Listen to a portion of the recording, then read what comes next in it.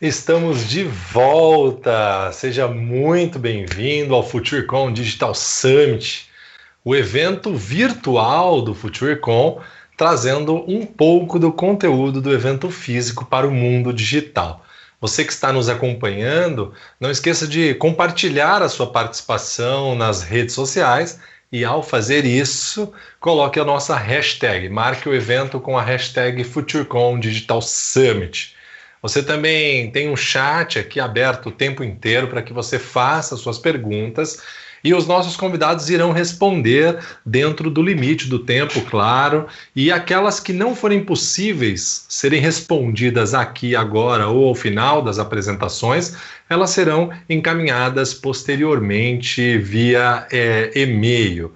Abrindo a segunda parte de hoje, João Pedro Paro, ele que é consultor regulatório internacional na área de cibersegurança, será entrevistado pelo Éder Souza, CTO da eSafer, onde abordarão aspectos internacionais da estratégia de cibersegurança nacional.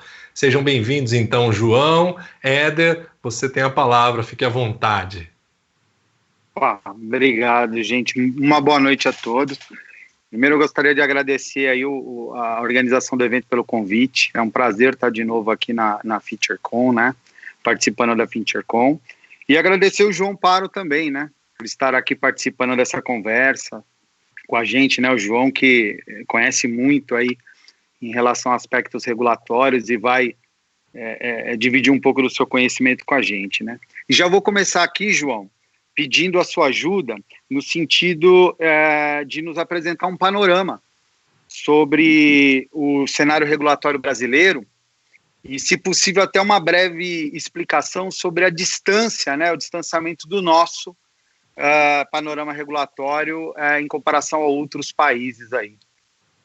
Muito obrigado. Vamos lá, gostei da pergunta. Obrigado, Luciano, pela introdução. Éder, aí, pelas palavras carinhosas e lisonjeiras, né? Eu entendo só um pouquinho, ainda tem muita coisa para aprender, não é verdade?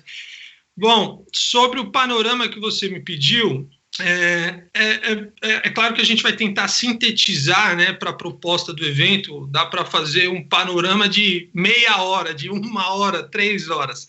Então, isso é claro que a ideia aqui é fazer uma análise superficial, apenas uma espécie de overview mesmo, atendendo essa abordagem de panorama. Foi recentemente publicado esse decreto que estabelece a Estratégia Nacional de Cibersegurança. Não é a primeira estratégia, isso é importante dizer, porque hoje esse assunto está na moda, mas já tiveram diversas outras legislações atrás desse decreto que estabelece a Estratégia Nacional de Cibersegurança, e no início justamente existe um trecho que indica os esforços anteriores do governo brasileiro de proteção, né, de integridade da cibersegurança nacional. Eu não vou aqui detalhar, né, todos os capítulos, é um documento bem amplo, mas eu gostaria de deixar claro que o documento ele tem objetivos bastante pretensiosos, porque ele indica que a ideia é que o Brasil se torne um país muito próspero e confiável, mas não só isso, se torne uma referência na área de cibersegurança internacional, ou seja, um país que tem um sistema de alta resiliência, né, de alta proteção e confiabilidade internacional. E é importante, eu acho que eu começo pelo elogio aqui em relação ao panorama solicitado, que é um elogio no sentido da visão que as autoridades que desenharam essa legislação, esse decreto, no sentido de enxergar a característica de cooperação internacional.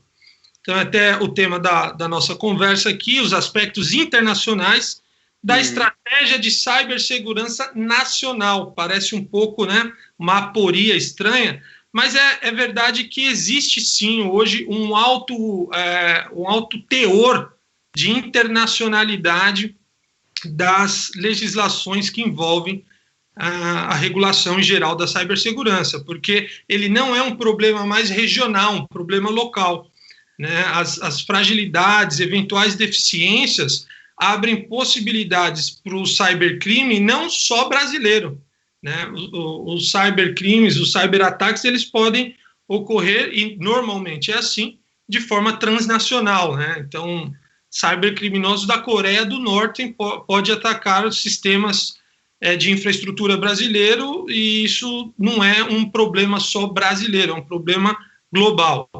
Então, eu indicaria e reforçaria esse elogio de visão, de estratégia para a estratégia brasileira, né? Essa visão de cooperação internacional.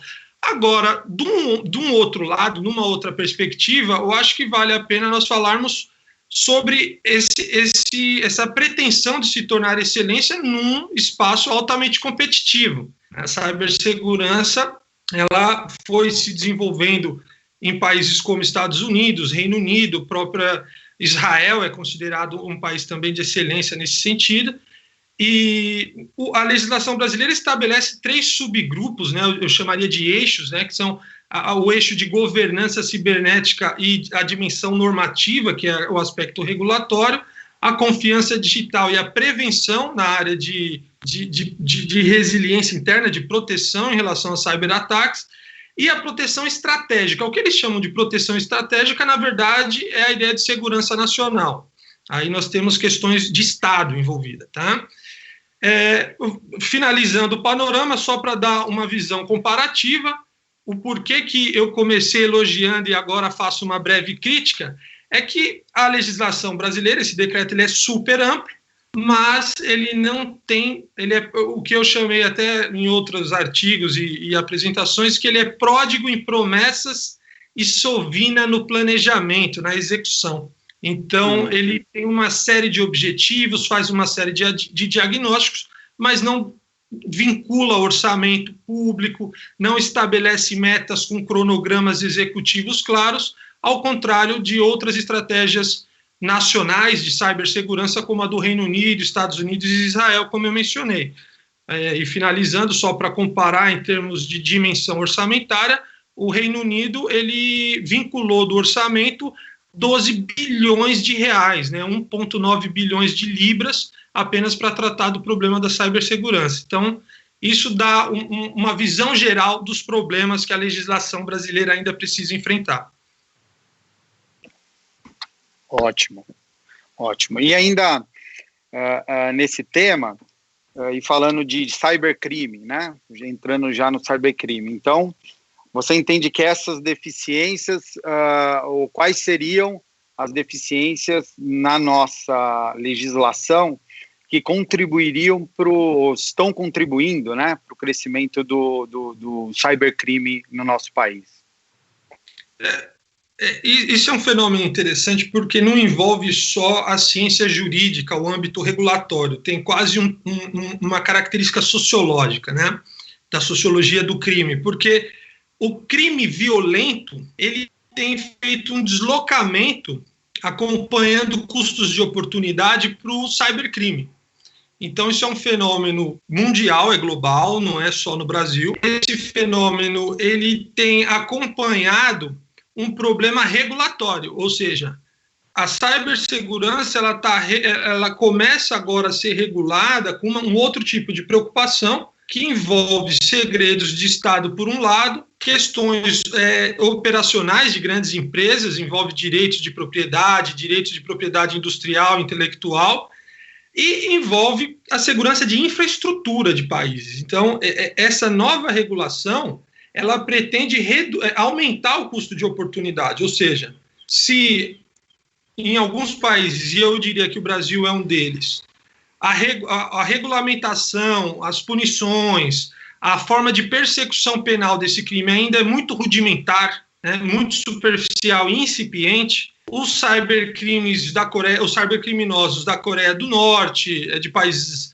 europeus, Estados Unidos e os próprios cybercriminosos brasileiros, eles vão procurar explorar oportunidades de enriquecimento ilícito nesses regimes mais rudimentares, que têm baixa estrutura até de persecução desses crimes. Então, o que eu tenho visto nos meus estudos é que, por exemplo, a União Europeia ela está focada hoje no desenvolvimento da chamada quinta diretiva, né, contra a lavagem de capitais, E essa quinta diretiva ela traz um foco muito específico para os criptoativos, para as criptomoedas, porque é a partir o que os pesquisadores têm coletado de evidência é que o cybercrime ele é um crime que tem que acontecer de forma muito veloz. Ou seja, uma vez que a fraude, né, o ataque, no que diz respeito a cybercrime financeiro, nós estamos falando aqui, né, de ganho econômico imediato, por exemplo, cybercrimes contra instituições financeiras, fraudes bancárias, é possível rastrear esse dinheiro para as transferências dentro do sistema financeiro regulado. No entanto, as criptomoedas, uma vez que esse dinheiro ele vai para o criptoativo, ele consegue alcançar um âmbito de não rastreamento. Então, eu diria que hoje a grande preocupação regulatória global é como evitar que esse cybercriminoso que se enriqueceu ilicitamente consiga fazer o que se chama de placement, que é o primeiro estágio da lavagem de capitais a partir do não rastreamento desse ativo, e o que se tem feito muito é por meio de criptomoedas. Então, a quinta diretiva está tentando reduzir os limites, aumentar os gatilhos, controle de compliance, para que o dinheiro relacionado à lavagem de capitais do cybercrime não entre por meio desse tipo de ativo que ainda também é pouco regulado no mundo, né? Entendi.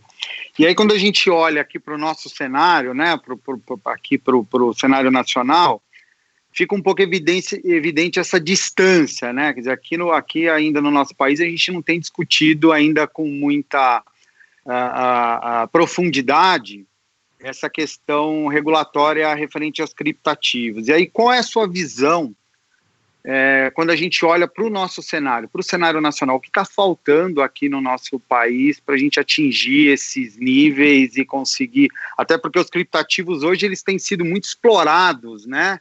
Utilizados aí na evasão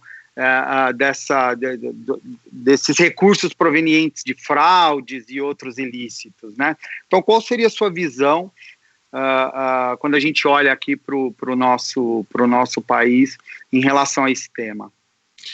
Veja que é muito complicado voltar para aquela ideia nacional, né? Existe uma teoria dentro do direito que fala de monismo e dualismo jurídico. Uhum. O fato é que nós estamos hoje num mundo globalizado e isso tem impactos jurídicos, ou seja, é claro que o Brasil ele precisa avançar nesse tema, ele precisa regular melhor, trazer infraestrutura para a Polícia Federal e polícias civis conseguirem maior potência de resposta, maior velocidade. Isso exige mudança da legislação de persecução, processo penal, a mudança do próprio Código Penal em relação a punições mais duras para esse tipo de ilícito, mas existe um âmbito global, né? Eu gosto muito de comparar a questão da cibersegurança, o crime que envolve a cibersegurança, com o tráfico de drogas, porque nos anos 80, o tráfico de drogas, ele surge, os grandes cartéis, o crime organizado, ele se apropria do tráfico de drogas e passa a explorar como um mercado altamente lucrativo. Então, o que aconteceu nos anos 80 com o tráfico de drogas, eu diria que está acontecendo agora na segunda década do século XXI. Ou seja, o crime organizado ele se reorganiza, já falamos disso, e vai para o crime cibernético. Nos anos 90, a comunidade internacional notou que não adianta só criar legislações voltadas à punição do tráfico. É preciso que a legislação ela componha uma grande estrutura global de restrição do uso do ativo ilícito decorrente do tráfico. Ou seja, das riquezas, antigamente você chegava com uma mala de dinheiro no banco e poderia depositar aquilo sem questionamento. Hoje em dia, isso já não é mais possível, né? Existem valores que precisam ser declarados, demonstradas as origens. Eu entendo que, para a comunidade internacional para que ela tenha uma melhoria em geral, é fazer o que já está sendo feito na diretiva europeia. Tem um projeto de lei também nos Estados Unidos que pretende regular limites, colocar restrições, maior supervisão em relação a criptoativos. E eu acho que o Brasil, que é uma das 10 economias do mundo, nós temos que ter orgulho do nosso país, né? Temos quase 200, em algumas contas até mais de 200 nações no mundo. O Brasil está entre os 10, é um grande mercado financeiro. E ele precisa acompanhar essa tendência global de regulação, de maior controle em relação ao uso do ilícito financeiro decorrente do cybercrime por meio do controle da lavagem de capitais. Entendi. Bom, e para encerrar, João, quando a gente fala principalmente de criptoativos, né, a gente ainda percebe uma estrutura muito pulverizada, sem controles centrais, quer dizer, é uma estrutura muito propícia, né, para a pulverização desses ativos ou desses recursos provenientes da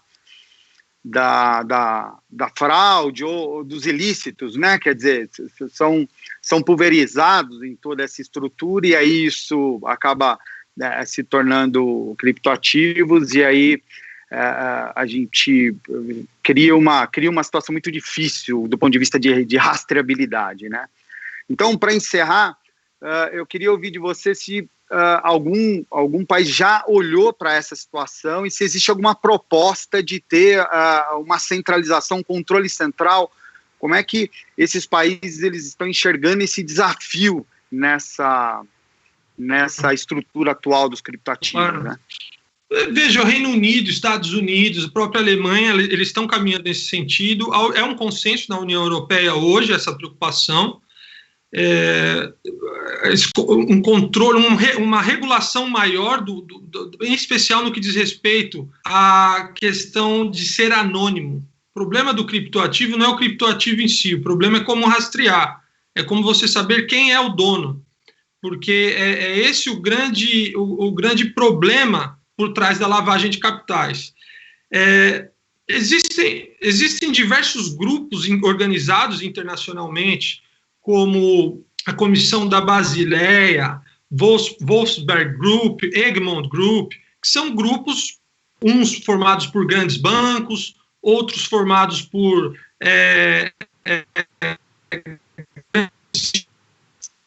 com apoio da ONU, o chamado GAFIA, a Força Tarefa Internacional contra a Lavagem de Capitais, e todos esses grupos eles se reuniram primeiro ao redor do sistema financeiro, que era onde havia uma certa exposição, como eu disse anteriormente, em relação, em especial, ao tráfico internacional de drogas. Depois veio financiamento ao terrorismo e assim por diante. No meu entendimento, eu acho que é um desenvolvimento natural a incorporação das criptomoedas dentro de grupos organizados como esse, no sentido de colaboração, de cooperação internacional, de regulação maior, para evitar que as fraudes dentro do cybercrime se tornem ativos viáveis de enriquecimento ilícito por meio dos cybercriminosos e do sistema financeiro.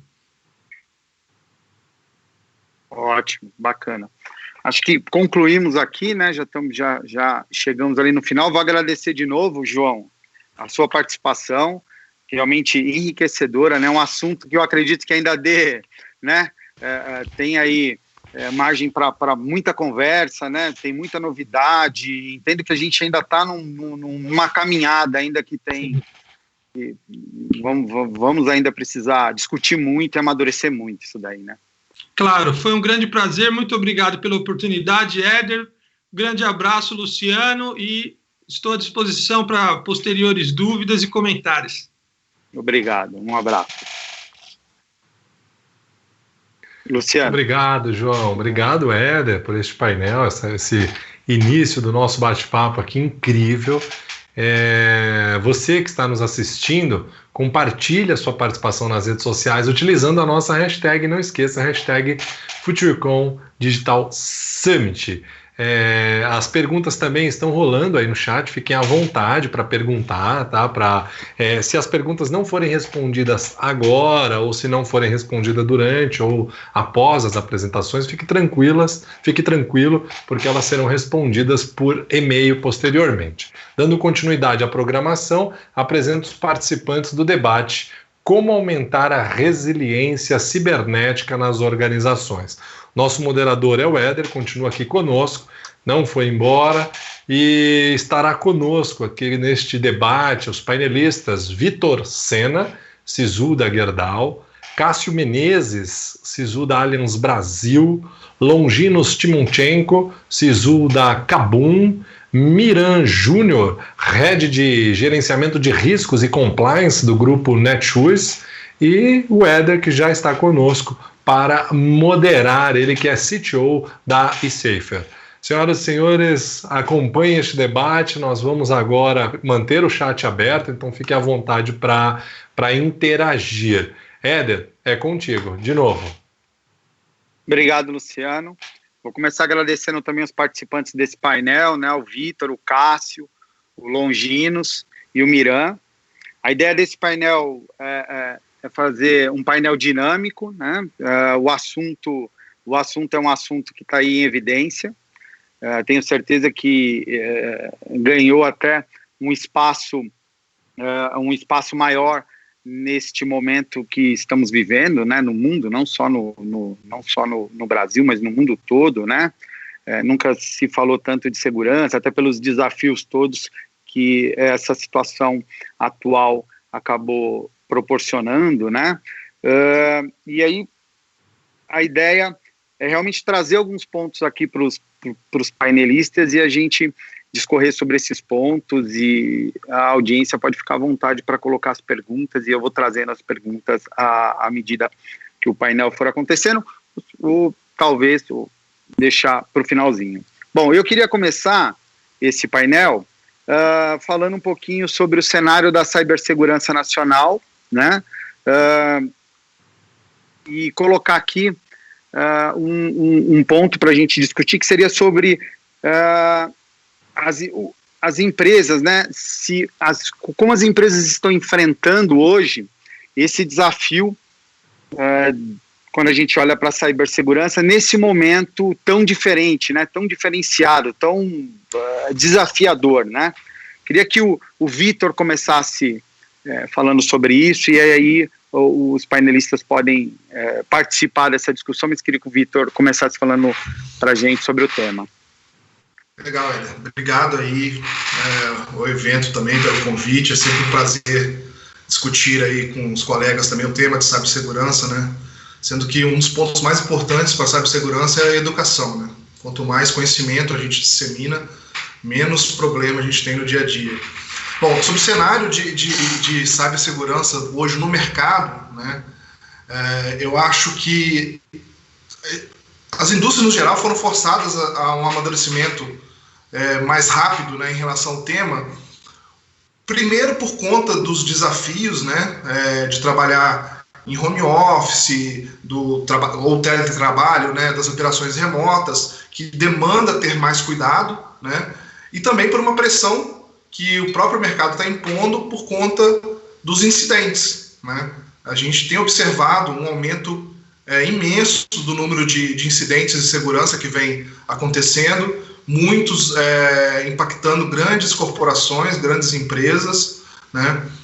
Infelizmente, para quem já é de segurança, sabe que isso é uma constante, né? Eventos que têm apelo de comoção das pessoas ou grandes tragédias são prato cheio para cybercriminosos, né? E eles usam esses momentos para capitalizar mais, né? Com os ataques, com até mesmo com sabotagem, né? Então, eu entendo que hoje, se a gente tem um grande aprendizado dessa crise, né, por esse lado, um desses aprendizados foi o cuidado com cibersegurança, né? Isso tem melhorado muito em muitas empresas. Nós temos muitos desafios ainda, mas pelo menos o assunto veio para a pauta, né, de discussões executivas com mais patrocínio e mais cuidado, né? Então, nesse aspecto, eu acho que teve sim um avanço, tá?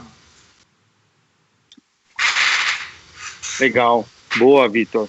E aí, pedindo a contribuição do Longino, ainda sobre esse tema, né, Longino? Falando ainda sobre a importância da cibersegurança para os negócios e a importância no cenário atual, né? Qual é a sua visão em relação ao crescimento ou a notoriedade que a cibersegurança ganhou, né, nessa fase que a gente está vivendo agora? Bom, boa tarde a todos. Éder, Futuricom, obrigado pela oportunidade de estar aqui com vocês, de estar aqui com nossos colegas que estão do outro lado nos assistindo, né, nessa troca de experiência. E indo direto para a sua pergunta, em relação ao cenário atual, é muito importante, assim, e eu digo que é bacana a gente estar aqui compartilhando um pouco do conhecimento e também aprendendo, porque a gente aprende a todo momento, mas a gente tem que temos que ter a responsabilidade com a informação, né, e deixar muito claro os papéis, né, porque o mercado, muitas vezes, ele começa a ir na onda, né, e agora é bacana falar de cibersegurança, muitas empresas aderindo à questão, querendo aderir à questão da cibersegurança, né, mas o que realmente é cibersegurança, né, porque muitas vezes você vai identificar o que ele está falando lá é de information security, né, então assim, tem uma boa diferença nessas duas frentes, e elas se complementam, né. Quando a gente fala de information security, a gente está olhando muito para a segurança de perímetro, muito em relação à infraestrutura. E quando a gente fala de cyber, nós estamos falando de inteligência, nós estamos falando de algo mais abrangente e com mais profundidade, com governança e tudo mais. Então, a gente não pode distorcer essas frentes, porque elas se complementam e as duas frentes são muito importantes. Tá? Então, e agora está vindo aí a questão da resiliência cibernética, né? Então, assim, tomar muito cuidado. Então, vamos lá, ir pelo básico, né? O que é a resiliência cibernética, né? Na minha visão, e o que eu venho analisando de mercado, pesquisando o mercado, a resiliência cibernética é a estratégia que consiste na capacidade de identificar, prevenir, detectar e responder os riscos internos e externos causados por violações de dados, invasões ou falhas, né, e mitigação. Então, para ficar muito claro o conceito, ao mitigar as ameaças e reduzir as possibilidades de danos tanto ao cliente quanto à organização da empresa, que apresenta com resiliência. Tá? E quais são os desafios que a gente enxerga no mercado? Isso é bem básico, tá? E eu gosto sempre de fazer, quando eu inicio um novo trabalho, uma nova empresa, 4 perguntinhas básicas que a gente já começa a posicionar a empresa e posicionar qual a cultura e realmente o quanto realmente ela está a fim de desenvolver um trabalho de segurança, né? Perguntar para investigar a resiliência cibernética de uma empresa. Por exemplo, a primeira pergunta: as lideranças e governança realmente entendem o que está em jogo para o negócio? Pergunta 2, né? Então, vamos falar um pouquinho da pergunta 1. Né? O que eu estou querendo dizer? Os CEOs e conselhos de administração, eu entendo que, felizmente, graças a Deus, estão aumentando o seu engajamento e responsabilidade no que se refere à segurança cibernética.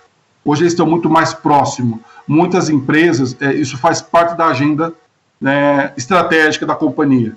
A maioria dos CEOs, no entanto, deve fazer ainda mais. Eles têm que se comprometer mais, né, trazer mais para perto e ser um assunto constante, não somente mensal, através de um report, né, tem que ser diário o acompanhamento. Né, o relacionamento do diretor executivo, né, do setor de segurança, o CISO, o CSO, é fundamental para o tipo certo de engajamento e também é importante para que a capacidade do conselho apoiar a governança de uma forma sólida com base em risco cibernético. Tá? O segundo ponto, que muitas vezes a gente entende que é gritante, é a questão da cultura. Fazer essa pergunta, né? Nós realmente colocamos a segurança em primeiro lugar? Em todas as esferas. Né? Porque a segurança hoje ela é tão proveniente e necessária para a segurança física como corporativa. Né? Então, esse assunto não deve se discutir mais se precisamos ou não. É necessário para a nossa sobrevivência. Tá? um grande porte da priorização de uma cultura de segurança é ter a mentalidade certa. No nível de diretoria e conselho, a resiliência cibernética e gerenciamento de desempenho operacional, tá? Andar de mão dadas, a gente deve andar de forma sincronizada. A outra questão que eu vejo é a questão do investimento. É a terceira pergunta, né? O quanto realmente a empresa se preocupa na questão do investimento, né? Quanto e a quantia certa, porque a questão de investir não quer dizer que ela está patrocinando a segurança, está investindo certo realmente? A empresa apresenta excelência no básico, é aí que a gente tem que medir. A gente vai ver se realmente ela executa o básico. Isso significa investir adequadamente para resolver desafios de qualquer magnitude, desde os invasores, né, que querem chegar ao determinado cliente. Tá? A quarto ponto que eu gosto de defender bastante é métricas. Se a gente não gerenciar, né, e saber o que a gente quer realmente medir, é medir e monitorar. Estamos medindo para alinhar com os objetivos para o negócio?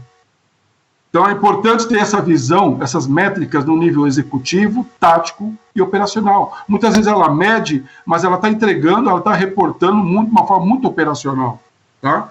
Então eu vejo que os executivos estão se comprometendo mais, eu entendo que o cenário está evoluindo, mas comparando, né, de acordo com a necessidade dos cyberataques, cybercrime, a gente ainda está atrás. Então nós temos que realmente dar um upgrade forte, e, como o Vitor colocou, investir fortemente na educação, e aquela questão da gente usar esse jargão de que o usuário, o colaborador é o elo mais fraco, cara, nós temos que parar com esse jargão, porque o usuário não pode ser mais o elo mais fraco.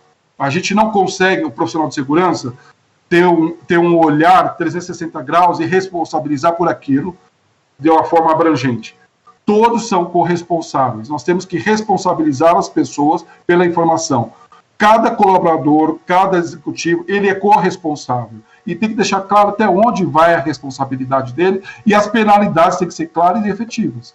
Dessa forma que a gente consegue realmente elevar a maturidade. Ok? Obrigado, Longino. Realmente deu aí, passou todo um plano estratégico aí quando a gente fala de resiliência cibernética, né? Colocou aí, muito bem colocaram todos os pontos. E aí vou pedir até a contribuição do Miran. Miran, o quanto estamos distante de tudo isso, de tudo que o Longino nos colocou para a gente, né? As empresas estão realmente preparadas, têm essa visão clara, né? Tem um plano tão completo como esse que foi colocado aqui pelo Longino. Bacana, Éder. Bom, obrigado de novo aí pelo convite também, sempre um prazer estar junto com esse time e com outros queridos amigos aí discutindo esse tema. Eu ia começar falando que acho que o que o Longino falou sobre a questão de conhecimento, aí, sobre difundir bons conhecimentos é um elo essencial, e acho que agora se tornou mais do que necessário também. Aí acho que a questão da cultura, da conscientização tem sido de fato uma aliança que a gente está usufruindo muito agora. Acho que o desconforto sempre leva a gente a grandes mudanças, a adaptações, né? E sem sombra de dúvidas, essa situação toda, esse cenário desde fevereiro, acho que foi um desconforto para todo mundo, uma mudança muito abrupta aí de um cenário que a gente já vinha trabalhando há algum tempo e que acho que ninguém tinha um planejamento tão imediato assim para fazer toda essa trajetória aí de colocar todos os times em home office, de adotar uma rotina de trabalho diferenciada, e que acho que deu uma oportunidade muito grande da gente fortalecer conceitos que a gente já discutia bastante aí, sobre o aspecto de segurança da informação, de cybersecurity, de uma mudança da abordagem de perímetro de segurança, né, essa extensão tanto das plataformas em nuvem, quanto, enfim, olhando muito os usuários finais aí, cada vez com mais autonomia de mexer, de ter acesso à informação e trabalhando, enfim, à distância, a questão de cultura, sem sombra de dúvidas,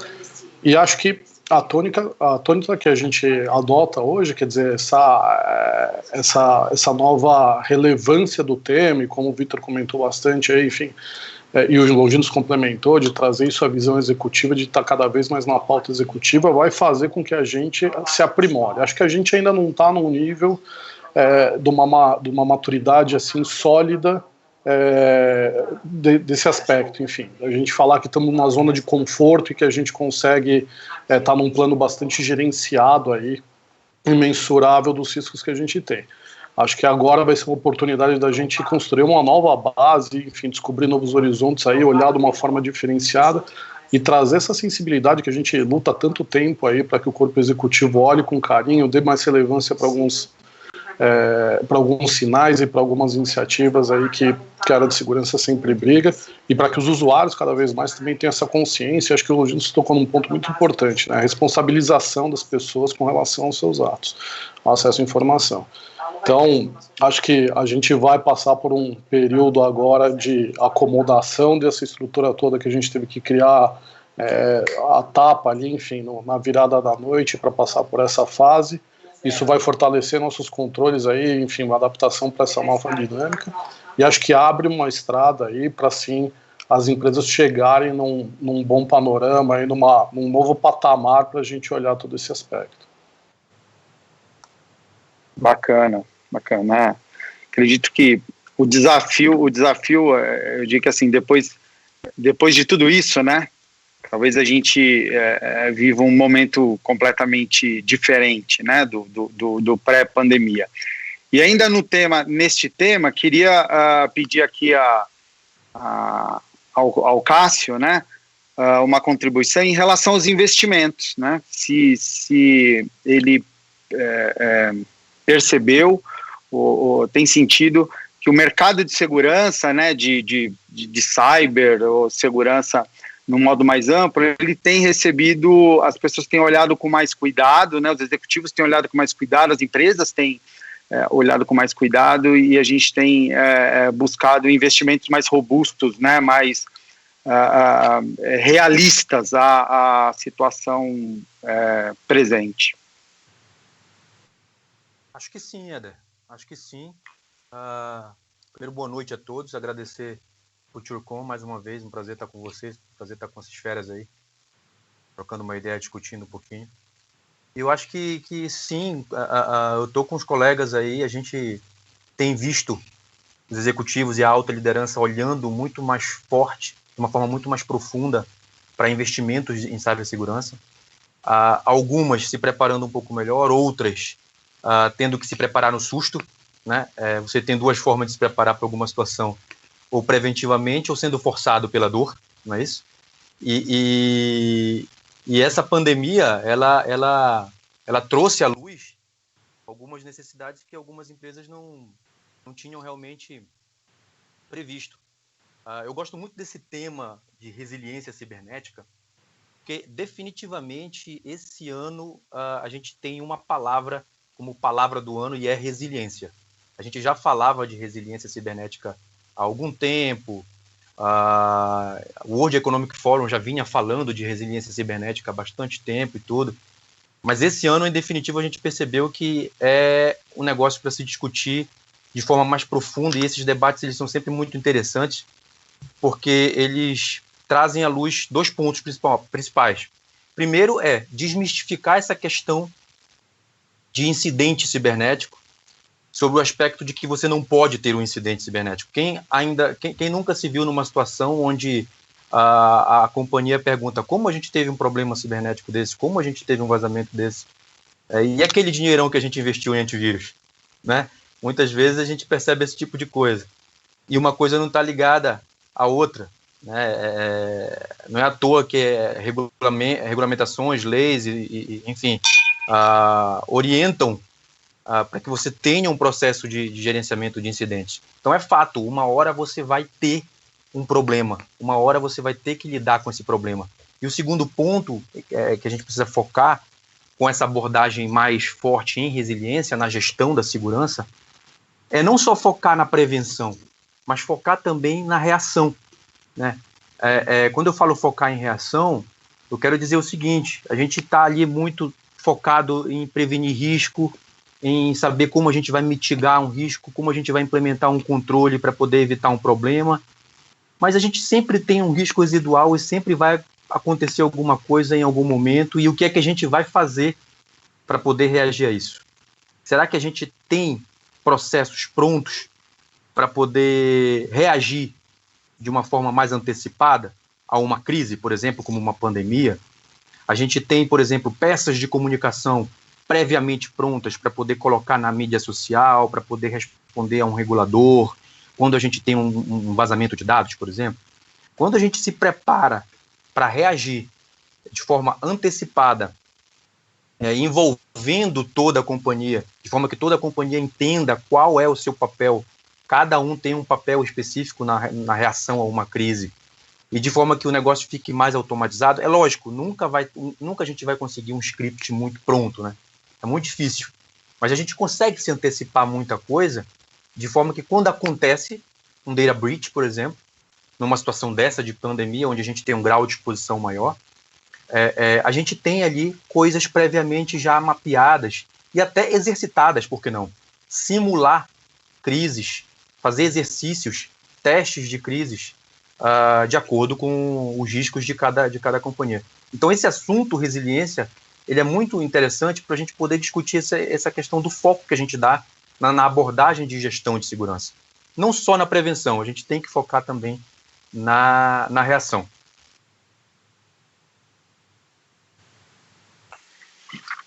Bacana. E ainda falando de resiliência, né? E dessas ações todas que o Cássio colocou, né? Não só na prevenção, mas também na reação. Pedi uma contribuição do Vitor em relação a isso, né? E ainda olhando, fazendo esse paralelo ao momento que a gente está enfrentando hoje, o quanto as empresas estão preparadas, ou quanto nós estamos preparados para praticar resiliência, né? Até porque eu entendo que dentro desse cenário inesperado foi uma coisa muito repentina, né? A gente aprendeu muita coisa numa velocidade muito grande, né? Foi necessário aprender, né? E aí, o quanto estamos preparados para isso, Vitor? E o que a gente está aprendendo nessa situação toda, né? Como é que vai ser o pós?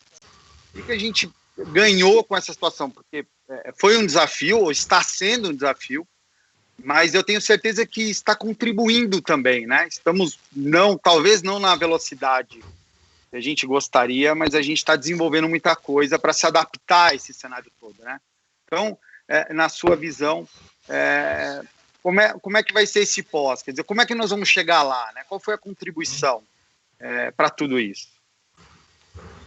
Olha, eu vou responder usando o cenário da Gerdau como exemplo, tá? Porque eu penso assim, não vai existir uma bala de prata. Para cada situação, para cada indústria, precisa ser desenvolvida uma estratégia, né, para endereçar isso. Como lições aprendidas, por exemplo, no nosso caso da Gerdau, a gente já tinha uma política e uma prática de home office, né? Ou seja, todos os cuidados que a gente tinha para implementar para a segurança de colaboradores trabalhando de casa, né, a gente tinha uma base muito boa. É claro que a gente precisou aprimorar algumas coisas, porque o cara está 100% do tempo em casa, você tem que preocupar com a atualização dos patches do equipamento do cara, se ele não está acessando conteúdo que pode infectar o equipamento, uma série de outros cuidados que são periféricos, vamos dizer assim, e que você acaba conseguindo endereçar de alguma forma, né? Porém, nesse modelo que a gente praticamente foi obrigado a permanecer, você começa a observar outras coisas que talvez não estavam tão pungentes ou não eram tão próximas ali do radar das coisas críticas, né? Uma delas é o gerenciamento de segurança dos seus terceiros, né? Dos seus parceiros e fornecedores, por exemplo, né?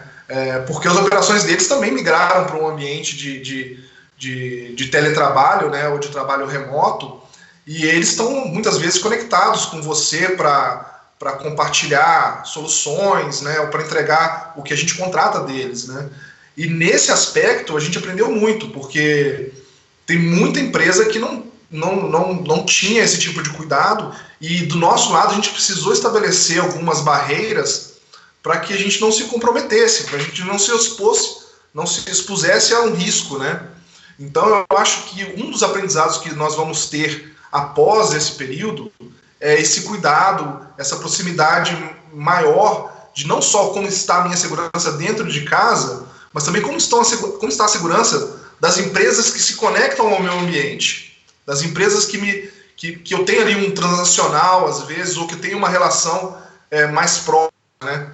E quando a gente desce para esse tipo de análise, cara, você vê que o serviço é grande, né? E existe muito que se fazer, muito que se amadurecer nesse sentido. Eu acho que a principal lição aprendida, a principal tarefa, o principal foco que a gente vai começar a discutir no pós-pandemia vai ser esse aspecto, tá? A segurança da informação dos terceiros e dos fornecedores. Outras questões ainda ligadas à capacidade, né? A você ter, como o Cássio comentou, um plano de continuidade de negócios pensando em pandemia. Eu acho que quase ninguém tinha isso, né, no seu BCP, ali, no seu plano de continuidade de negócios, né, um risco, um vetor chamado pandemia, né? E pelo que a gente viu nessa eventualidade, talvez isso não seja mais tão eventual, né? A gente está exposto a esse risco, a gente precisa prever, né, como responder a esse tipo de cenário, né?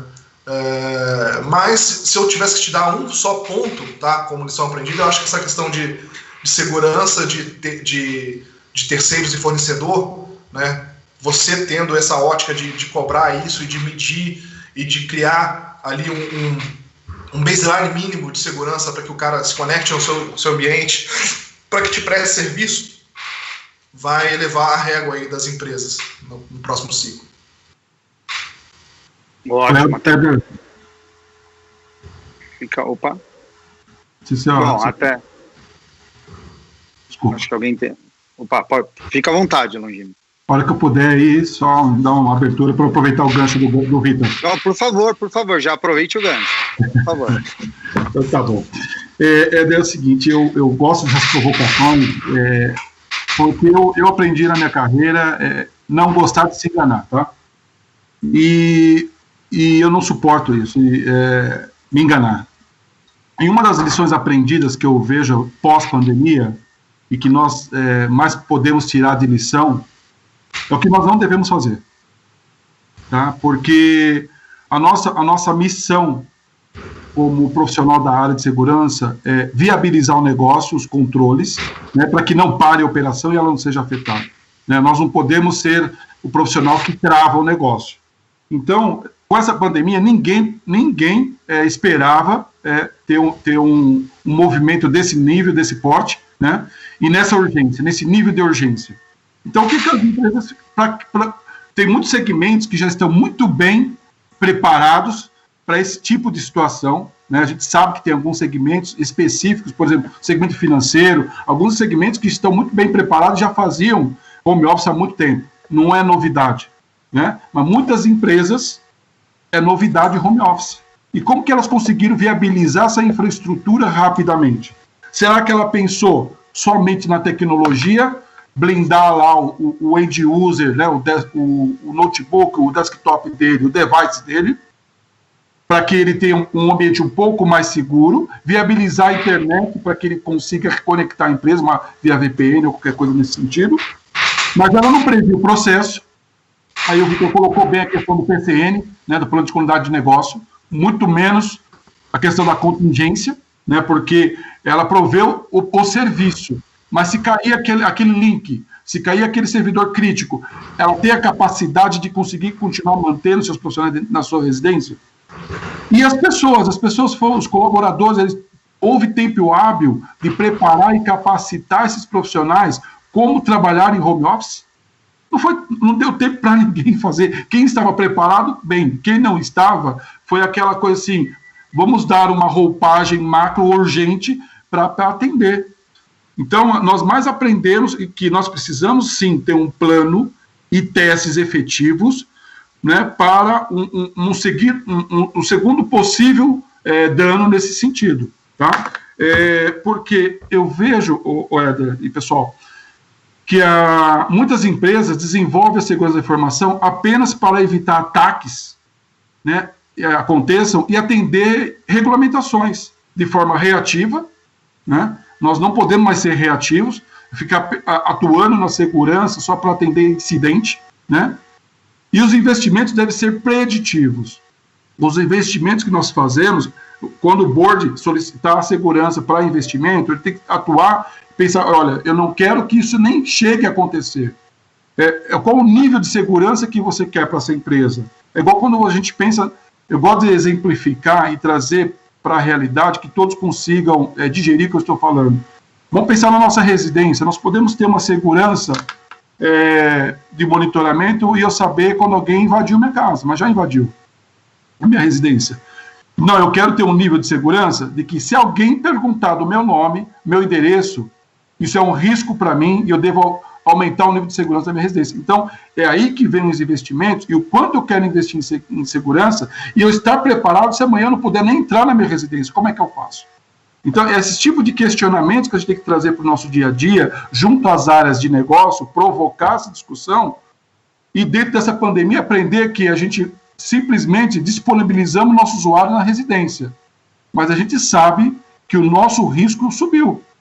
Né? E como que a gente faça com que isso não aconteça novamente? É um bom planejamento, treinamento, testar este plano, porque não adianta fazer plano e engavetar. Muitas vezes a gente faz planos, engaveta e não testa. Tá? Então, esse é o que eu gostaria de recomendar, que nós aprendemos mais o que não devemos fazer do que o que realmente aconteceu. E não se ofendam, a gente sabe que tem muitas empresas preparadas para esse tipo de dano. Grande contribuição, Longines. E assim, numa situação, né, a gente aprendeu tudo isso numa situação inesperada, né, ninguém esperava tudo isso. Empresas que precisaram habilitar centenas de usuários a fazer acessos remotos em semanas, né, porque a operação precisava continuar, e estava discutindo ainda a chegada da LGPD, né, proteção de dados e todos os desafios que a LGPD já está, né, tá trazendo aqui para o nosso cenário nacional, e com tudo isso a gente precisou, né, as empresas precisaram aí dar acesso a centenas de usuários, né, empresas deram acesso a centenas de usuários em semanas, né, em semanas com o que tinham, realmente um desafio muito grande, né, e ainda para contribuir com todo este cenário desafiador, diversos estudos foram publicados, né, nesses dias, mostrando que os criminosos eles estão se aproveitando do cenário, quer dizer, o cara está em casa, né, o nosso usuário está em casa, numa situação um pouco mais sem controle, né, lógico que tem ali os controles dos equipamentos e todas as ferramentas que a gente coloca ali para tentar apoiar, né, trazer um certo controle, mas com influências que a gente não consegue mais controlar, conectado na rede corporativa, né, conectado na infraestrutura da empresa, e do outro lado o pessoal batalhando para de alguma forma, né, tentar proteger aquele cenário, aquela situação. E aí eu vou pedir a contribuição do Miran agora sobre esse tema ainda, já pegando o gancho em tudo isso, e como fazer isso, hein, Miran? Quer dizer, centenas de usuários em casa, todos conectados remotamente, a gente ali tentando, olhando para as questões regulatórias, tentando aqui fazer agora avaliações, assessment, quer dizer, um trabalho extenso que estava acontecendo e a gente estava descobrindo que era sensível dentro da empresa ainda, tinha muita empresa que nem tinha terminado o trabalho, e aí a gente conectou todo esse povo de diversas localidades, através de diversos tipos de conexão, como trabalhar com tudo isso, né? Qual seria um grande desafio, entendo eu, né? É verdade, enfim, acho que a gente tem diversos aí grandes desafios, né? A gente ainda não passou por todos eles, mas uma frase que conecta perfeitamente no que você me perguntou agora foi o que o Longinos falou de a gente não fazer aí segurança só para cumprir uma regulamentação, ou só para, enfim, para ter um planejamento e mostrar ele no papel, né? Então, acho que as empresas que já tinham uma maturidade, que já vinham desenvolvendo aí um programa mais consistente de segurança da informação, certamente tiveram uma vantagem aí nesse cenário e tem uma preocupação menor. Acho que a gente tem um grande desafio aí quando a gente olha todo o plano de governança, enfim, e a disciplina que regulamentações como a LGPD vão exigir daqui para frente, e ainda mais nesse cenário em que a gente, enfim, sai do conforto ali, sai do tradicional onde a gente estava trabalhando e começa a lidar com uma nova realidade. E acho que cada vez mais a gente vai ter que investir em fortalecer controles ali de monitoramento, de mapeamento dos nossos dados, de entender exatamente como que a gente está trafegando. Acho que o Vitor colocou um ponto essencial, muito importante aí, que acho que todo mundo tem expectativa que as regulamentações venham também aí como uma alavanca para a gente trazer uniformidade no nível de segurança do mercado. Então, trazer um pouco de um conforto ali de que os nossos parceiros, as integrações que a gente utiliza, e até mesmo todo o fomento que a gente vai acabar fazendo em cima de uma LGPD, com um programa de conscientização, etc., que traga também para os usuários e para os nossos colaboradores aí que acessam informações sensíveis uma dinâmica e uma cultura diferente para tratar com isso. Acho que o que a gente tem que se importar muito agora é em construir essa base sólida, né? Acho que a questão da gente ter aí um plano de resposta a incidentes já bem estruturado e testado é um ponto principal. O Cássio colocou muito bem ali. Acho que em outras oportunidades a gente já trocou essa figurinha. Eu também sempre falo que às vezes começar pelo fim, por essa questão reativa, nunca é demais. Lógico que a gente sempre coloca mais energia, deseja fazer o preventivo, mas ter ali um plano de resposta ali para conseguir me recuperar rápido, para reagir com rapidez e de forma estruturada. Posso dar um exemplo aí que é público, enfim, do que a gente passou pela Netshoes ali no momento do incidente de vazamento de dados. Se a gente não tivesse minimamente algo planejado e já de conhecimento dos principais atores envolvidos internamente, ali teria sido muito mais difícil. E não só por isso a gente deixou de tirar lições ali, a gente otimizou o plano depois de passar pelo incidente. Acho que a gente teve um sucesso bastante razoável ali na reação, da forma como a gente terminou aquele incidente. Mas, de novo, né, são todas coisas que vão se conectando aí e a gente precisa trabalhar nesse sentido. O importante agora, acho que é, de novo, não tirar aí as ações do radar e não desviar a atenção. Acho que é mais do que nunca o nosso alerta aí está ligado nesse cenário de pandemia, com toda essa dinâmica que a gente vem adotando nas empresas. Acho que não dá para tirar o pé e relaxar agora, mesmo com esse movimento, com essa expectativa que a gente tem de começar a retornar com as pessoas trabalhando nos escritórios, nas suas localidades originais. Acho que a gente tem que continuar aí nessa vertical, aí, nessa ascendente que a gente foi obrigado a adotar no momento de choque da pandemia. E vamos trabalhar agora com a expectativa de quando a LGPD está aí também, né? Enfim, a gente ainda está com essa insegurança aí de ser pego no susto agora em agosto ou ficar para o ano que vem. Mas acho que a gente, como eu comentei no começo, tem ainda grandes desafios pela frente aí para não deixar que isso seja uma curva ali, um pico agora de preocupação e de ações que a gente teve, e deixar isso retornar para um padrão que seja mais vulnerável. Acho que a gente tem que aproveitar a oportunidade para subir a régua mesmo.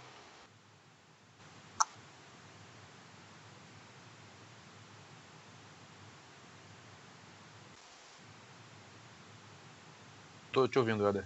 Acho que você está no mudo, Éder, não estou te ouvindo. Acho que agora foi, estão me ouvindo, São desafios, né, grandes desafios aí pela frente. Tem essa história da LGPD, a gente já recuou, né, diversas vezes, as empresas realmente sofrendo muito com essa situação, tentando entender quando realmente a LGPD passa a valer, né, e parece que agora tem uma sinalização aí sobre a vigência da lei, sanções para 2021, quer dizer, ainda está se discutindo esse tema, mas além desses desafios todos, eu entendo que gestão de acesso e monitoramento, né, são pontos também que estão ali, são essenciais nesse momento onde a gente conectou todas essas pessoas remotamente. Essas pessoas estão acessando dados né, de locais que agora não controlamos mais, né? A gente já viveu uma história de Shadow IT, né?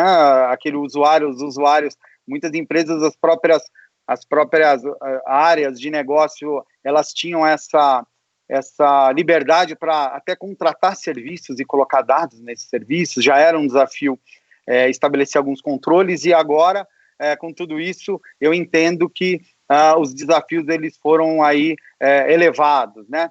E aí, pedindo agora a contribuição do Cássio, né, Cássio, como fazer gestão de tudo isso, gestão dos acessos, monitorar todas essas conexões, e não só as conexões, mas os acessos aos dados, né, entender para onde esses dados estão indo. Entendo que é um desafio hoje, já era um desafio, e nessa situação atual, pelo que eu entendo, esse desafio foi potencializado, né? Sim, com certeza. Eu acho que não tem outra forma se não for estruturando o processo e usando tecnologia ao nosso favor. Antes de fazer um comentário com relação a essa tua pergunta, eu vou só falar sobre uma pesquisa que casa muito bem com o que os colegas falaram e sobre os estudos que você comentou na outra questão para o Miran. Ontem eu estava olhando isso e olha só, 70% das pessoas, segundo essa pesquisa da Kaspersky, 70% dos colaboradores não receberam orientações de cibersegurança para o trabalho remoto das suas empresas. E aí você pega essa informação, que a maioria das pessoas não receberam orientações para trabalhar remotamente nesse cenário, orientações de cibersegurança, você pega essa informação e junta com o outro, do World Economic Forum, que diz o seguinte: 98% dos cyberataques dependem de engenharia social para o seu sucesso. Ou seja, depende da exploração da ingenuidade ou da persuadir um ser humano, enfim. Depende da engenharia social. E o cybercrime nessa situação de pandemia que a gente está vivendo, cresceu mais de 600%. Então, quando a gente junta esses três dados, a gente ratifica aí o que os colegas vêm falando. Educar, se preparar de uma forma antecipada, conscientizar as pessoas e ensinar as pessoas a trabalharem num novo modelo é algo muito importante. O que você comentou, né? O acesso mudou muito.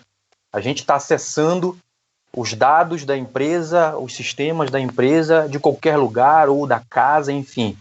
Eu acho que cabe a nós, da área de segurança, das áreas de tecnologia, olharmos um pouquinho para fazermos uma reflexão e até para a gente poder se reinventar no sentido de deixar a segurança um pouco mais, como é que eu posso dizer, transparente, né? Quem teve que se preparar às pressas, e até quem já estava preparado a home office, lançou mão de VPN, lançou mão de, talvez, VDI para poder conectar, para poder dar a possibilidade de uma pessoa conectar ao ambiente da empresa através do seu próprio equipamento. Enfim, a VPN tem um segundo fator de autenticação, aí você conecta na VPN, aí de repente você vai e percebe que sua senha está bloqueada, ou expirou sua senha. Opa, mas como é que eu troco a minha senha se eu tenho que conectar na VPN para poder trocar a minha senha? O Service Desk está preparado para isso? Então, assim, a gestão de patches, como é que eu vou fazer remotamente? Então surge uma série de coisas que a gente vai se deparando no dia a dia. Quem não pensou antes está pensando no durante. E a gente tem tecnologias em nuvem, inclusive, que pode acelerar a implementação dessa segurança mais transparente. Por que eu não posso simplesmente ligar o computador da minha casa, meu computador pessoal, e com um clique, simplesmente eu já estou no ambiente de trabalho com toda a segurança adequada?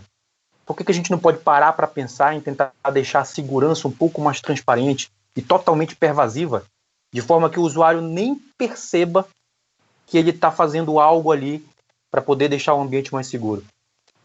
Aquela frase, né? Security just happens. A segurança ela acontece e a gente nem percebe. Eu acho que esse é um desafio pós-pandemia para tentar deixar a gente mais, para deixar a segurança mais transparente, mais prática e sem muitas dificuldades para quem não estava acostumado a trabalhar no home office, com conecta aqui, depois pega um OTP ali, depois autentica com a biometria, aí tem que trocar de senha, enfim. São dificuldades que para a gente, às vezes, pode ser trivial, né? Mas o Longinos falou muito bem, tem empresas que não estavam acostumadas a trabalhar em home office ou remotamente. Para certas pessoas não é trivial, são dificuldades que surgem, né? Então, acho que isso, aliado a esse conhecimento que precisa ser passado, para todo mundo com relação à cibersegurança. São 2 pontos muito importantes, Éder. Éder, Perfeito. Por favor. eu queria acrescentar. Pode? Pode, claro, fica à vontade. Eu respondo, eu acrescento isso e eu responderia a questão da segurança a resposta é simples, o que é simples, mas a execução é complexa, tá? O que eu estou querendo dizer? O mercado está indo muito para a questão agora, vamos aplicar então a segurança para ter mais agilidade, a gente responder mais rápido, mais eficiente, aplicar inteligência. Só a inteligência não é suficiente. Eu diria que é inteligência com sabedoria, tá? E quando nós estamos falando de sabedoria, nós estamos falando de pessoas. Então, nós temos que ter a inteligência, que é toda a parte sistêmica, integrada com sabedoria. E aí eu diria assim, para encapsular tudo isso, é questão, segurança, nós temos que entender que hoje a guerra ela é cibernética. Cara, vamos acordar, vamos encarar a coisa de frente, porque a guerra ela é cibernética. Um enter pode parar o país. Tá? Então, como que a gente responde a uma guerra cibernética? Governança. A governança ela é um ecossistema e a segurança é integrada com tudo isso que nós estamos falando, com base em comportamento. Começando por pessoas, processo e tecnologia. Nós não vamos conseguir combater a questão da guerra cibernética com tecnologia somente e com inteligência. Vai ter inteligência aplicada, mas quem vai apertar o botão não está preparado o suficiente ou não tem a sabedoria para em que momento ele deve realmente apertar o botão. Tá? Então, é assim que eu iria encapsular tudo isso com governança, pensando num ecossistema integrando tudo isso, né? E aí sim dando inteligência com sabedoria. Obrigado. Ótima contribuição, Longino. Eu vou até explorar um pouco mais desse tema e vou pedir aqui uma contribuição do Vitor sobre o tema, que seria, será que estamos investindo em tecnologia, esquecendo investimento nas pessoas? Então, queria ouvir do Vitor qual seria a visão dele sobre esse tema, até porque já ouvi isso anteriormente. Estamos colocando muito recurso ou recursos preciosos na tecnologia e esquecendo as pessoas que apertam o botão. Então, queria ouvir do Vitor se faz mesmo sentido esse entendimento, Vitor. Faz todo sentido, Éder e os colegas aí. Eu acho que todos também corroboram dessa opinião, porque, como eu falei no início, eu acho que a primeira coisa que eu falei, né, cara, educação é o primeiro pilar de segurança, né? Dentro desse cenário de pandemia, eu vi que algumas pessoas colocaram algumas perguntas até relacionadas ao que está sendo feito de diferente durante esse período, né? Eu acho que, assim, pelo menos do meu lado, intensificamos muito as questões de conscientização e educação, né? Porque só tecnologia não resolve, né? O ser humano é a primeira linha de defesa. É nele que bate a engenharia social, que vai tentar iniciar um golpe, e muitas das coisas podem ser evitadas, né, com comportamento seguro, né, com prevenção, né? Então, tem que ter esse cuidado com pessoas, né? A gente tem 2 aspectos, de ter pessoas capacitadas na área de segurança da informação, motivar treinamento, desenvolvimento profissional desses profissionais, para acompanhar também aí as ondas de digitalização, de transformação digital e de novas tecnologias que aparecem, né? As pessoas precisam estar atualizadas e estar no mesmo passo para entender a evolução desses ambientes e entender como proteger esses ambientes novos. E o lado do end user também precisa ser muito trabalhado, né? Eu tenho feito, assim, pelo menos uma vez por semana, meu time faz um Tech Talk para times de tecnologia, e a cada 15 dias a gente está fazendo um workshop para o time de negócio, né? Além de outras frentes, como campanhas de simulação de phishing, mensagens direcionadas em redes sociais internas que nós temos, né? Nós estamos muito preocupados, por exemplo, com a cultura de segurança de informação que as pessoas têm em ambiente doméstico, né? se as pessoas estão cuidando, por exemplo, do seu ambiente de trabalho, fazendo esse distanciamento, né? Tem casos que são simples, né? De cuidado de deixar o computador aberto em casa, por exemplo. Você pode não ter ali uma espionagem, mas você pode ter uma criança que também está em casa porque a escola tá também em recesso, né? Com o sistema crítico da empresa e ele lá brincando, né? São coisas bobas, simples, mas a gente está tendo todo esse cuidado de também olhar a maior abrangência de aspectos possíveis relacionados a isso, né? Então, eu acho que, respondendo mais uma vez a sua pergunta de forma bem simples, sim, tá? O cuidado com as pessoas ele é essencial, e a educação é onde a gente tem menor investimento e maior retorno. Então, todos devem olhar esse ponto, e isso tem que estar na pauta de todo gestor de segurança da informação. Tá? É um dos principais desafios. E é desafio por quê? Porque a linguagem não é igual para todos os públicos. Né? Você tem que ter uma linguagem para os seus executivos, você tem que ter uma linguagem para o pessoal operacional, você tem que ter uma linguagem para o pessoal que é o pessoal hype, né, que está entrando agora, o pessoal mais cool, que tem aquela questão de job as a lifestyle. Né? Então esse cara ele tem que entender a importância. Não pode ser uma coisa forçada, igual era no começo dos anos 80, final dos anos 90, né, de segurança imposta. O cara tem que compreender o racional por trás daquilo e ele tem que aderir por entender que aquilo é importante, né? Porque senão você não vai convencer o cara. Né? Você não vai convencer o cara a não clicar num link que vem com apelo ali muito atrativo para ele poder ler alguma coisa ou investigar alguma coisa. Ainda mais esse pessoal que é muito hiperconectado, tem que estar muito explícito para ele os riscos e o motivacional dos cuidados para que eles tomem. Eles não são de outra geração. Então, cuidado com essa questão da comunicação. Um tipo de comunicação para cada público, porque cada um vai interpretar de uma forma e vai reagir também de uma forma. Ótimo, essencial. É realmente uma dica importantíssima, né? Elaborar os materiais e usar as linguagens adequadas para cada público, né? Isso. Olhando ainda para esse cenário, né, e esse tema, eu entendo que ainda existe um desafio da velocidade com que as coisas elas mudam, né? Então a gente tem usuários na empresa que usavam basicamente softwares antigos, não precisavam lidar com equipamentos móveis e a gente está passando por uma transformação muito veloz, o mundo passa por uma transformação muito veloz, né? Quando a gente olha a tecnologia, olha lá para trás, né? A tecnologia tinha uma velocidade de transformação muito menor e hoje, basicamente todo ano, a cada 2, 3 anos, a gente tem muita novidade para os usuários, né? Não só para os usuários, mas para os profissionais de segurança, né? Se a gente olhar 10, 15 anos atrás, era o firewall, era o antivírus, né? Eram ferramentas mais eu diria que ali posicionadas em perímetro.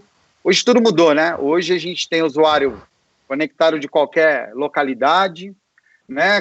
Hoje está falando em cloud, né? Cloud hoje é uma realidade para qualquer empresa, né? Todas as empresas, se não usam hoje de forma massiva, avaliam o uso, ou já usam em algumas situações, provedores de serviços em cloud. Então o profissional de segurança agora tem que entender de cloud, né? Como os provedores eles tratam, armazenam os dados. E aí eu vou já pegar esse gancho e trazer o Miran aqui, colocar isso para o Miran aí, entender a visão do Miran. E os profissionais de segurança, Miran, estão preparados? Quer dizer, como é que a gente está com isso? Porque para nós, profissionais de segurança, também é um desafio. Toda hora é uma novidade, é a AWS com firewall diferente, é o bucket lá do S3 que está aberto e ninguém configurou direito. Você está cuidando de casa, a empresa está com o dado sensível guardado, mas tem alguma coisa lá fora que está aberto e a gente tem um risco. Então, como é que é para o profissional de segurança? Você falou tudo, Éder. Eu acho que tem duas coisas aí para a gente comentar, né? A primeira, acho que com relação aos usuários, acho que todo mundo hoje é forçado entre aspas, né, mas a se atualizar em tecnologia, ver como a tecnologia transforma o nosso dia a dia e como ela foi essencial nesse momento de pandemia aí para a gente ter acesso a diversas coisas aí, com estabelecimentos fechados, com a questão da gente ter que ficar em isolamento, o quanto toda essa dinâmica nova de usar um dispositivo mobile, de usar todos esses sistemas, essas plataformas que a gente tem hoje, o quanto contribuiu. E acho que isso é um benefício imediato para todos nós. E por dar de tecnologia, acho que já é antigo o discurso quando a gente fala da constante atualização e da educação contínua, da gente, enfim, continuar se atualizando e tentar acompanhar aí mais de perto toda essa evolução que a gente tem de plataformas, de ferramentas, enfim. Acho que um grande ponto hoje, que acho que vem acrescentar isso, é cada vez mais a gente ter consistência e sabedoria em utilizar o que já está disponível. Acho que tem um ponto que as pessoas pecam ainda, que alguns profissionais pecam em utilizar parcialmente as tecnologias que a gente tem. O Cássio trouxe alguns exemplos ali fantásticos de coisas que estão à nossa mão, de que já estão ali de fácil implementação e que, por vezes, a gente acaba esperando tomar um choque de realidade naquela busca incessante ali por uma solução mágica para resolver alguns problemas, descobre que teve lá o tempo todo, que já poderia ter trazido aí um nível de segurança maior para o nosso dia a dia mesmo, antes de um cenário desse de crise, e acaba só usando agora. Então acho que mais do que ao acompanhamento em adquirir conhecimentos novos, acho que um ponto essencial que eu comento aqui é a gente se aprofundar nos conhecimentos, nos conteúdos que já estão disponíveis ali. Acho que isso enriquece muito e torna um profissional de segurança muito mais preparado para reagir nesses cenários de desconforto, nesses cenários em que a gente parece estar perdido, mas sempre tem ali alguma coisa à mão para utilizar. Eder, só contribuir aqui.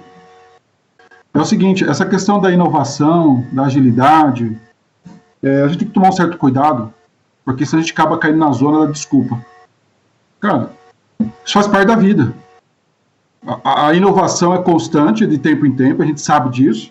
Eu gosto de exemplificar muito, porque isso faz muito parte do nosso dia a dia, de quebrar paradigma, né? Então, aquilo que o Victor falou, a comunicação, como que o board, as áreas entendem o que a gente está falando, né?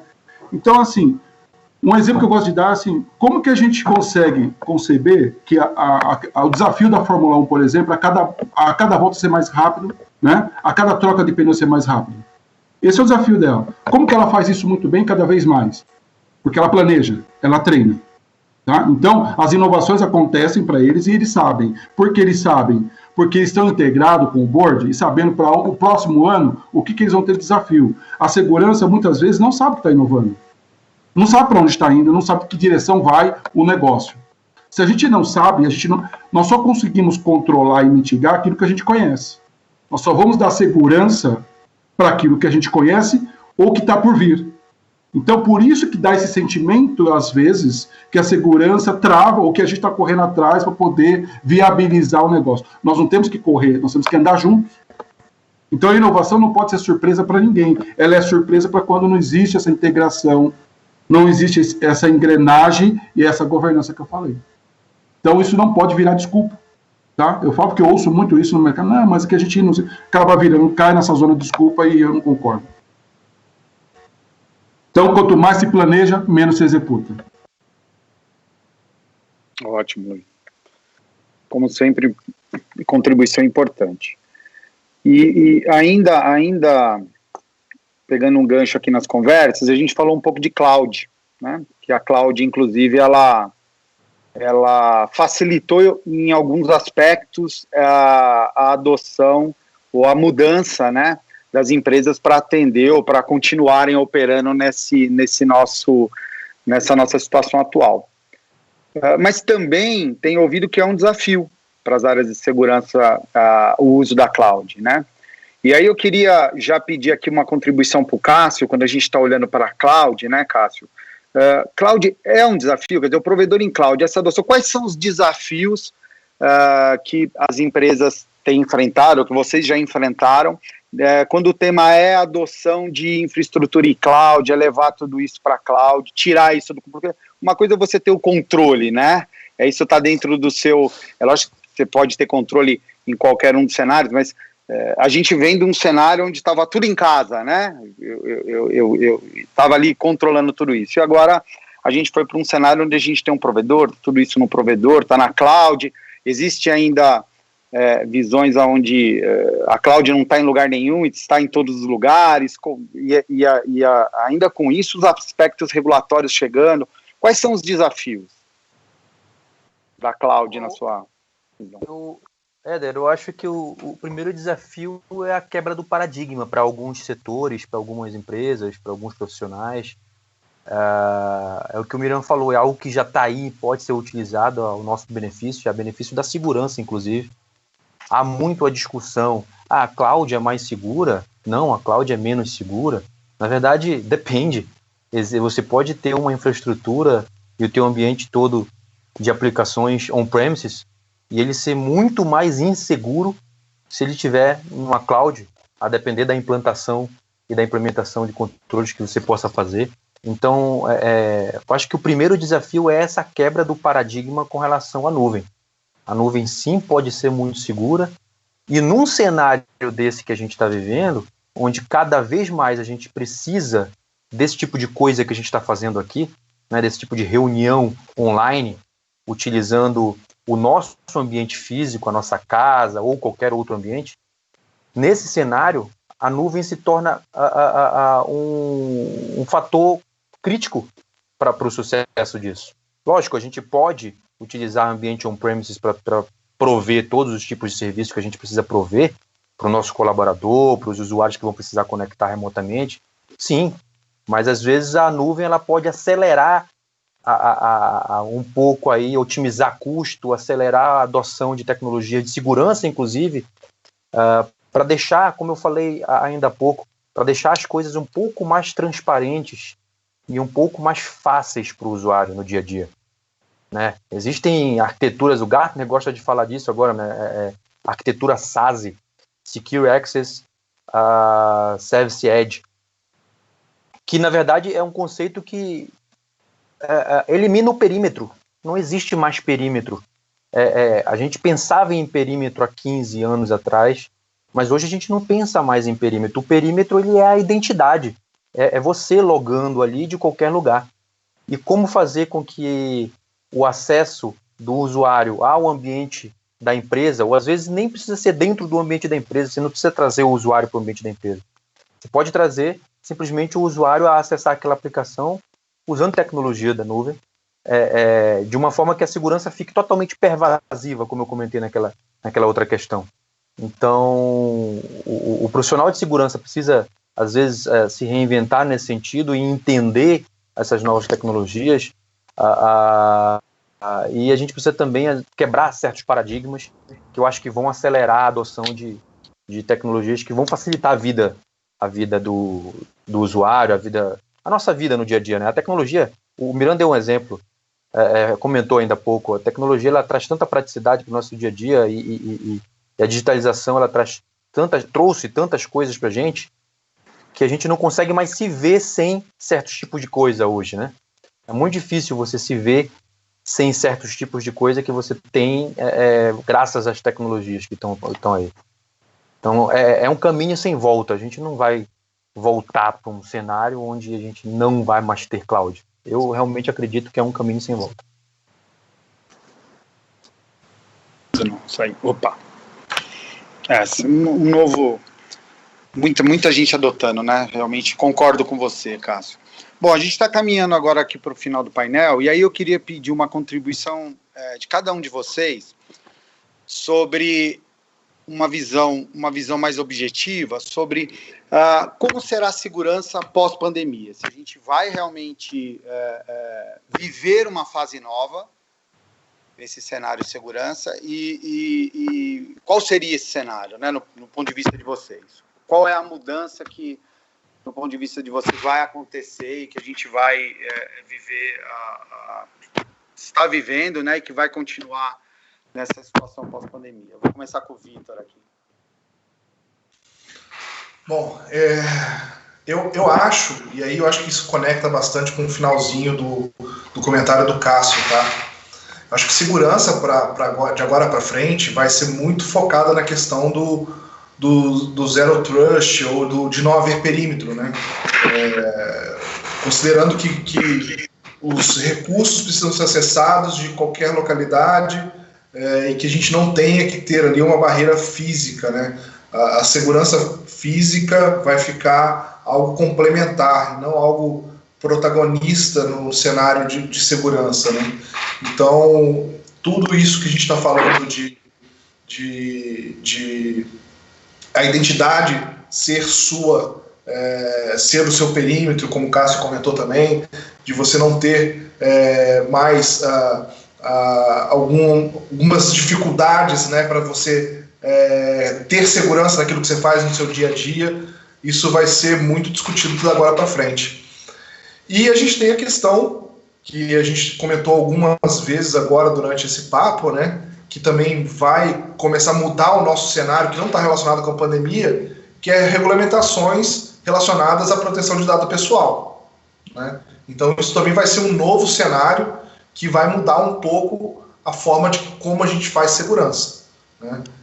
Traz uma série de desafios, isso ainda é um cenário cinza, né, algo ainda não muito claro, principalmente porque ainda não temos aí uma agência que regula a lei, né, e muitas discussões sobre o que é certo, o que é errado, mas de alguma forma também vai potencializar o assunto segurança da informação dentro dos assuntos críticos das companhias. Então eu acho que a gente vai ter, assim, sendo o objetivo, como você comentou, Helder, segurança sendo tratada no nível mais estratégico, tá? Segurança sendo aplicada num ambiente sem perímetro, tá? E uma atenção muito focada na proteção de dados pessoais. Então vão ser os três pontos mais abordados por profissionais de segurança e por executivo de segurança, e até pelas empresas de modo geral, de agora para frente. Ótimo. Ótimo, Vitor. Vou pedir aqui uma rápida contribuição também do Longinos.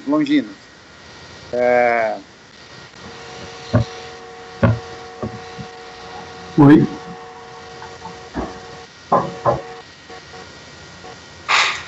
Helder, posso falar? Acho que está no mudo, Helder.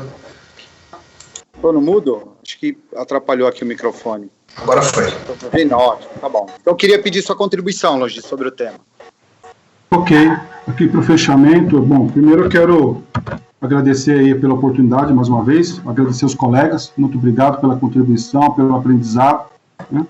E o ponto, só para fechar, é assim, a questão da cloud, acho que é um tema que a gente não deveria discutir se vamos, se não vamos, acho que isso faz parte já do nosso negócio, faz parte da nossa vida e é importantíssimo para que a empresa, o nosso negócio possa se expandir, né? E redução de custo, inclusive. O que nós temos que olhar a questão em relação à cloud é a questão de segurança dos nossos dados, né? Como instalar, o risco do comprometimento de dados, os desafios de conformidades, né? O quanto os recursos estão qualificados, os recursos de segurança realmente estão qualificados para gerir esse ambiente, tá? E um bom contrato.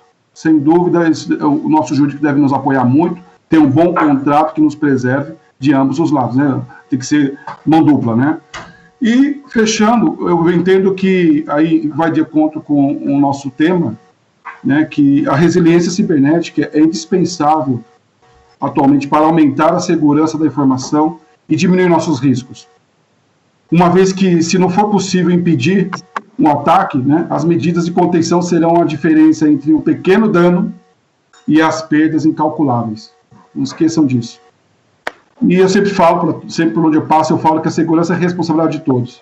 Segurança é sobrevivência, subsistência de nossa vida física e corporativa.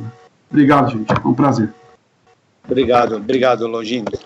Ainda ouvindo o Miran, qual é a sua visão sobre pós-pandemia?